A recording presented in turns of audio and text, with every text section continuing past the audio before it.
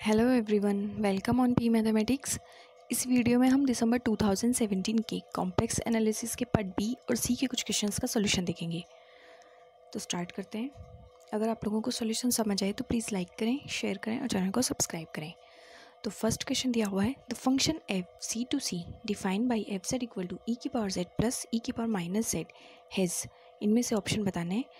First option है finitely many zeros, second no zeros, third only real zeros and fourth है has infinitely many zeros। Part B से आया हुआ question है तो सिंगल करेक्ट क्वेश्चन है। तो देखते हैं, F C to C define by, F function किस तरह से डिफाइन है, F Z equal to E की पावर जेड प्लस ई की पावर माइनस जेड। तो ई की पावर माइनस जेड को हम लिख सकते हैं 1/e की पावर जेड। फिर यहाँ से अगर इसको सिंप्लीफाई करेंगे तो ई की पावर जेड को नीचे कॉमन ले लेंगे और ये ई की पावर जेड यहाँ इंटू हो जाएगा तो क्या जाएगा ई की पावर 2z प्लस 1/e की पावर z। अब हमें देखो क्वेश्चन में क्या पूछा हुआ है, इसके जीरोज़ पूछे हैं फंक्शन के। तो जीरोज़ के लिए देखो फंक्शन के जीरोज़ कब मिलेंगे, जब ई की पावर 2z प्लस 1 जीरो के इक्वल होगा, तभी तो फंक्शन के जीरोज़ मिलेंगे। तो फंक्शन के जीरोज़ के लिए ई की power 2z plus 1 equal to 0। अब इस प्लस 1 को इधर ले आएंगे तो क्या जाएगी ई की पावर 2z इक्वल टू -1। अब हम जानते हैं कि ई की पावर पाई आयोटा की वैल्यू भी -1 होती है। कैसे? ई की पावर पाई आयोटा को हम क्या लिख सकते हैं, cos pi plus iota sine pi. तो कोस पाई की वैल्यू -1 एंड साइन पाई जो होता है वो 0 हो जाता है।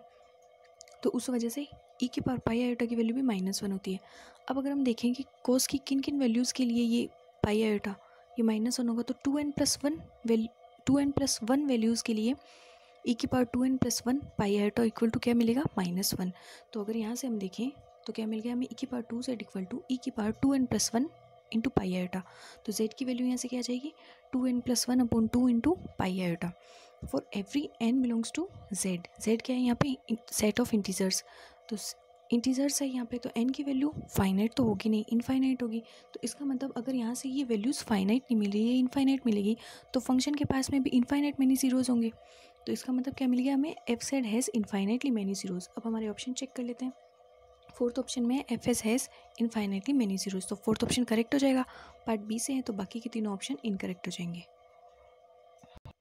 नेक्स्ट क्वेश्चन में क्या दिया हुआ है, let F be a holomorphic function in the open unit disc such that limit z tends to 1 F Z does not exist. F क्या है, होलोमॉर्फिक फंक्शन है, यानी एफ एनालिटिक है, ओपन डिस्क एक यूनिट ओपन डिस्क के अंदर function analytic है। And function किस तरह से है, z टेंड्स टू 1 के ऊपर फंक्शन डिफाइन नहीं है, डज नॉट एग्जिस्ट, यानी कि फंक्शन की z इक्वल टू 1 के ऊपर वैल्यू एग्जिस्ट नहीं करती है। And let sum of n equal to 0 to infinity a and z की power n be the Taylor series of f about z equal to 0 and let r be the its radius of convergence. r क्या है यहाँ पे, R O सी दी हुई है function की। Then हमें बताना है कि जो रेडियस ऑफ कन्वर्जेंस है वो इनमें से क्या होगी। तो देखते हैं सॉल्यूशन।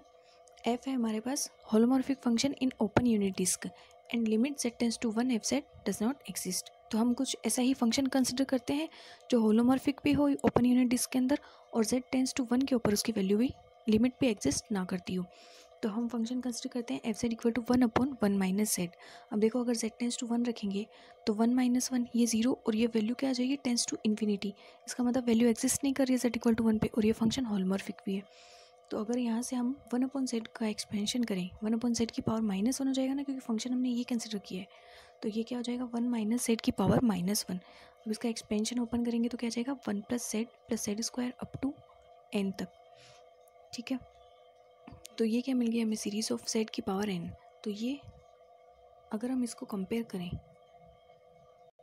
an z की पावर n से, क्योंकि यहाँ पे हमें क्या दिया हुआ है, an z की पावर n भी the Taylor series of f about z equal to 0। तो अगर हम इसको हम टेलर सीरीज एक्सपेंशन इससे अगर कंपेयर करें टेलर सीरीज से, तो यहाँ पे हमारे पास an क्या है, an की वैल्यू हमारे पास 1 है। तो अब अगर इसकी रेडियस ऑफ कन्वर्जेंस फाइंड कर लें हम इसकी सीरीज़ की, तो रेडियस ऑफ कन्वर्जेंस के लिए फॉर्मूला क्या होता है, r equal to limit n tends to infinity mod of an/an plus 1। तो an 1 है तो an प्लस 1 भी 1 ही होगा, तो यहाँ से r क्या मिल जाएगी हमें 1। अब हमारे ऑप्शन चेक कर लेते हैं। तो फर्स्ट में 0 है, सेकंड में 0 और 1 के बीच है, और फोर्थ में ग्रेटर देन 1 है, थर्ड में r इक्वल टू 1 है, तो ऑप्शन करेक्ट हो जाएगा थर्ड। नेक्स्ट क्वेश्चन में दिया हुआ है, ये भी पार्ट बी से ही है। Let C be the circle of radius 2। C एक सर्कल डिफाइन है जिसकी रेडियस है 2 विथ सेंटर एट ओरिजिन। मतलब ओरिजिन तो उसका सॉरी सेंटर तो उसका ओरिजिन है और जो रेडियस है उसकी वो 2 है, इस तरह से। तो क्या बताना है हमें, oriented in the anticlockwise direction, then the integral of, इस इंटीग्रल की वैल्यू फाइंड करनी है। अब हमने ऐसे प्रीवियस वीडियोस भी में भी इस टाइप के क्वेश्चन को सॉल्व किए हैं जो प्रीवियस ईयर में आए हुए हैं, तो आप उनको भी देख सकते हैं। और ये उसी तरह से ये क्वेश्चन है। तो इसमें क्या बताना है हमें, इस इंटीग्रल की वैल्यू के लिए हमें पहले क्या करना है, पहले ये देखना है कि जो एफ सेट दिया हुआ है उसमें पोल्स एंड फिर रेजिड्यू फाइंड करना है। देन इस इंटीग्रल की वैल्यू क्या होगी, 2 pi iota into sum of residue. तो अब देखिए सोल्यूशन, सी दिया हुआ है, जो सर्कल दिया हुआ है वो क्या है, z=2, यानी कि जो इसके सेंटर है वो तो है ओरिजिन 0 0 एंड जो रेडियस है इसकी वो है 2। तो अब हमें वैल्यू निकालनी है इसकी। तो देखो सबसे पहले तो ये जो 1/z-1 दिया हुआ है, इसके पास में सिंगुलरिटी कहाँ है, सिर्फ z=1 के ऊपर है। और z=1 के ऊपर जो सिंगुलरिटी है वो भी क्या है, पोल है, ऑर्डर 2 का पोल है। तो अब हमें रेसिड्यू किस पे निकालना है, z=1 पे।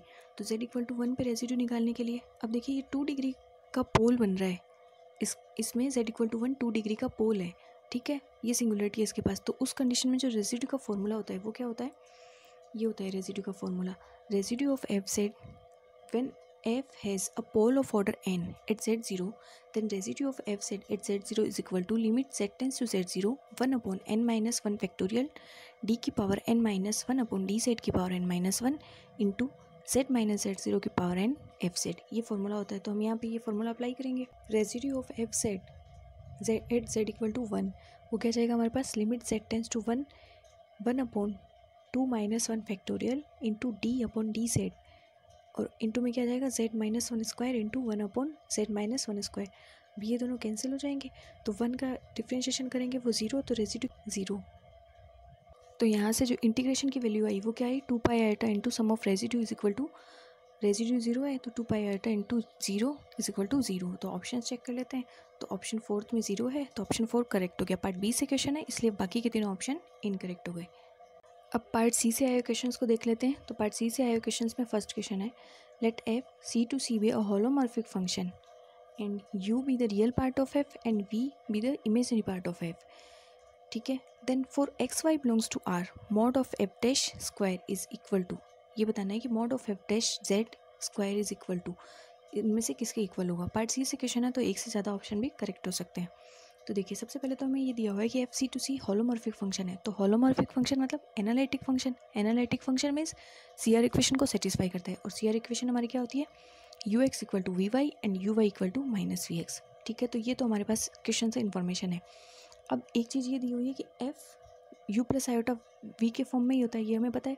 तो यहाँ क्या दिया हुआ है कि F dash X plus iota Y square, इसकी वैल्यू बतानी है। तो एक्स प्लस आयोटा वाई को हम क्या लिख सकते हैं, z की जगह तो लिखते हैं, z इक्वल टू क्या होता है, एक्स प्लस आयोटा वाई। तो यहाँ से अगर हम इसको लिखें तो वैल्यू किसकी फाइंड करनी है, F dash mod of F dash Z square, इसकी वैल्यू हमें बतानी है। और देखो एफ होता है यू प्लस आयोटा वी, तो यहाँ से अगर एफ डैश को हम लिखें तो वो या तो U X plus iota V X अगर एक्स के टर्म में लिखें, और वाई के टर्म में लिखेंगे तो क्या जाएगा U Y plus iota V Y.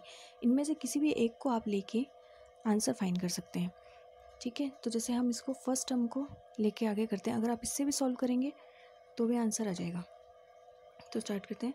Mode of F dash Z square, इसको क्या लिख सकते हैं, U X plus iota V X का मोड और उसका स्क्वायर। अब हम जानते हैं कि जो मोड ऑफ जेड स्क्वायर होता है वो किसके इक्वल होता है, जेड जेड बार या फिर X square plus Y square के। तो यहाँ से इसको भी हम लिख सकते हैं, mod of U X plus iota V X square को क्या लिखेंगे, U X square plus V X square. अब देखो हमारा सेकंड ऑप्शन तो यही दिया हुआ है, U X square plus V X square, तो सेकंड ऑप्शन तो करेक्ट हो गया। फिर देखो सेकंड में देखो यू एक्स को एज इट इज़ रखो और वी एक्स को यहाँ से क्या लिख सकते हैं सी आर इक्वेशन से, यू वाई स्क्वायर। तो अब हमारा ऑप्शन चेक कर लेते हैं जिसमें यू एक्स और यू वाई दिए हुए हैं। तो फर्स्ट ऑप्शन में दिया हुआ है U X square plus U Y square, तो फर्स्ट ऑप्शन भी करेक्ट हो गया, फर्स्ट और सेकंड तो करेक्ट हो गए। थर्ड में देख लेते हैं। अब इसको देखो यहाँ पे यू वाई को एज इट इज़ रखो, फिर यू एक्स को हम क्या लिख सकते हैं, वी वाई भी लिख सकते हैं। तो यहाँ से क्या मिल जाएगा हमें, V Y square plus U Y square. अब यहाँ से ऑप्शन चेक कर लो, तो ऑप्शन थर्ड में दिया हुआ है V Y square plus U Y square, ये भी करेक्ट हो गया। देन लास्ट वी वाई को एज इट इज़ रखें, फिर यू वाई की जगह क्या लिख सकते हैं यहाँ से, वी एक्स स्क्वायर, माइनस है तो प्लस हो जाएगा स्क्वायर करने पे, तो यह जाएगा V Y square plus V X square. तो अब ऑप्शन चेक कर लेते हैं। ऑप्शन फोर्थ में भी यही दिया हुआ है, V Y square plus V X square. तो इसका मतलब क्या हुआ, फर्स्ट सेकंड थर्ड फोर्थ चारों ऑप्शन हमारे करेक्ट हो गए। पार्ट सी से तो चारों ऑप्शन करेक्ट हो गए। नेक्स्ट क्वेश्चन, ये भी पार्ट सी का ही है। Let P Z is equal to Z की power N plus A N minus one Z की power N minus one plus up to A zero, with A zero A N minus one, ये जो भी A zero A one A N minus one तक जो भी है ये क्या है, कॉम्प्लेक्स नंबर्स है। And let Q Z equal to one plus A N minus one Z plus up to A zero Z की power N. If mod of P Z is less than equal to one for all Z, अगर ये जो P Z है इसका mode लेने पे ये less than equal to one आता है for all Z with mod of Z is less than equal to one, then Q Z पे ये कंडीशन पूछिए। फर्स्ट दो ऑप्शन में तो mod of Q Z less than equal to one for all Z with mod of Z less than one. Second में Q Z is a constant polynomial. Third में पूछा है P Z equal to Z की power N for all complex numbers Z. And fourth में पूछा है P Z is a constant polynomial. तो start करते हैं सॉल्यूशन। पी जेड ये दिया हुआ है और क्यू जेड ये दिया हुआ है हमारे पास। देखो ये क्यू जेड ये है और पी जेड ये है, ठीक है। And if mod of P Z is less than equal to one for all Z where mod of Z is less than equal to one, then अब अगर देखो हम यहाँ से लिखें मॉड ऑफ पी जेड, तो मॉड ऑफ पी जेड क्या आ जाएगा, पॉलिनोमियल पी जेड क्या दिया हुआ हमें, जेड की power N plus A N minus one Z की power N minus one up to A zero. तो यहाँ से मॉड ऑफ पी जेड क्या आ जाएगा, मॉड ऑफ इस पूरे के मोड लगा देंगे यहाँ पे, ये मॉड ऑफ पी जेड क्या आ जाएगा is equal to mod of इस मॉड, और इसको हम लिख सकते हैं लेस देन इक्वल टू इन सब के अलग अलग मोड के। जैसे हम लिखते हैं ना mod of A B is less than equal to mod of A mod of P, उसी तरह से अगर हम इसको लिखें तो क्या जाएगा मॉड ऑफ जेड की power N plus A N minus one mod of Z की power N minus one and plus mod of A zero. और मॉड ऑफ जेड की power N, mod of Z क्या दिया हुआ है हमें less than equal to one, तो mod of Z की पावर एन ये भी less than equal to one आ जाएगा। और अगर mod of Z less than one है तो mod of Z minus one Z की पावर एन माइनस वन भी लेस देन वन होगा। तो यहाँ से अगर हम देखें तो ये सारी टर्म तो क्या हट गई और बचा क्या सिर्फ mod of P Z less than equal to one, ठीक है। तो अगर ये mod of P Z less than equal to one आए हैं इसका मतलब क्या है, ये सारी टर्म्स तो इसमें ज़ीरो हो गई। तो यहाँ से क्या मिला हमें कि ये जितने भी टर्म्स है ए zero A N minus one से लेके ए एन तक, मतलब ए ज़ीरो ए वन यहाँ से लेके ए एन तक जितने भी टर्म्स है ये ज़ीरो के इक्वल है। तो यहाँ से हमारे पास पी जेड क्या आ गया, जेड की पावर एन जो कि पॉलिनोमियल मिल गया हमें।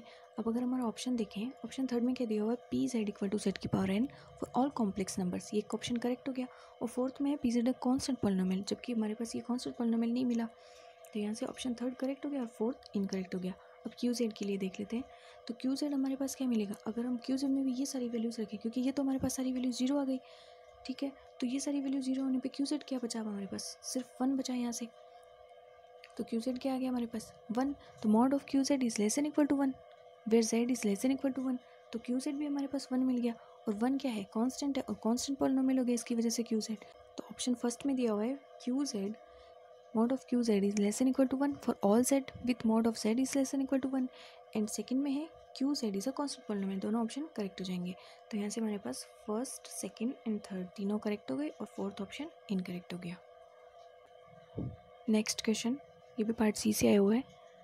क्वेश्चन में क्या दिया हुआ है, let F be a non constant entire function and let E be the image of F, then ये बताना है E is open set, empty E intersection Z mod Z less than one is empty, E intersection R is non empty and E is a bounded set. तो देखो non constant entire function से हमारे mind में दो theorem के statement आते हैं, एक तो ल्यूविल्स थ्योरम के, एक पिकार्ड थ्योरम के।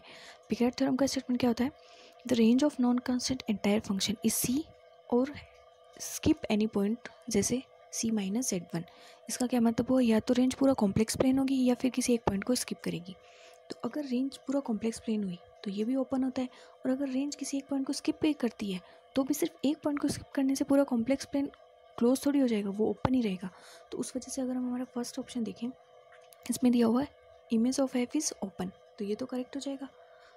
और सेकेंड ऑप्शन में क्या दिया हुआ है, इमेज इंटरसेक्शन किसी ओपन डिस्क को इंटरसेक्शन में ले रही है और ये खाली है। तो देखो यहाँ से अगर हम देख रहे हैं कि इमेज पूरा ओपन सेट है, या तो पूरा कॉम्प्लेक्स प्लेन होगी कि किसी एक ही पॉइंट को स्किप करेगी, तो उससे इमेज खाली तो नहीं होगी, इमेज तो या तो पूरा कॉम्प्लेक्स प्लेन ही होगी या फिर सिर्फ एक ही पॉइंट को स्किप करेगी तो वो कभी भी खाली नहीं हो सकती है। और उसमें दिया है कि इमेज और ये इंटरसेक्शन इसको करिए तो एम्प्टी है, ये कभी भी खाली नहीं होगी। तो इसका मतलब जो सेकंड ऑप्शन है वो इनकरेक्ट हो जाएगा। फिर देखो थर्ड ऑप्शन में क्या दिया हुआ है, थर्ड ऑप्शन में भी उसी तरह से ई इंटरसेक्शन आर। अब देखो आर जो है वो भी एम्प्टी नहीं होता है कभी भी। और यहाँ से हमने देखा ई एक ओपन सेट है, ये भी एम्प्टी नहीं है, तो इसका मतलब ई इंटरसेक्शन आर ये भी नॉन एम्प्टी होगा। तो ऑप्शन थर्ड हमारा करेक्ट हो जाएगा। फिर फोर्थ ऑप्शन में दिया हुआ E is a bounded set. अब नॉन कॉन्स्टेंट टायर फंक्शन है तो ल्यूविल्स थ्योरम से वो अनबाउंडेड होगा। तो जब फंक्शन ही अनबाउंडेड है तो उसकी इमेज हमें बाउंडेड कैसे मिलेगी, तो ये फोर्थ ऑप्शन भी यहाँ से इनकरेक्ट हो जाएगा। देख लो यहाँ से थर्ड ऑप्शन तो हमारा करेक्ट हो गया, क्योंकि अगर ई हमने रेंज ली, इमेज अगर पूरा कॉम्प्लेक्स प्लेन हुआ और उसके साथ में आर का इंटरसेक्शन है तो इसका मतलब इमेज जो मिलेगी हमें नॉन एम्प्टी ही मिलेगी। और ल्यूविल थ्योरम से non constant tyre function unbounded होता है तो उसकी इमेज भी क्या मिलेगी हमें, अगर इमेज बाउंडेड हो गई तो फंक्शन कॉन्स्टेंट हो जाएगा, तो इमेज क्या मिलेगी, ये भी अनबाउंडेड ही मिलेगी। तो यहाँ से fourth option incorrect, third correct, second incorrect और first correct. First and third दो ऑप्शन करेक्ट हो जाएंगे।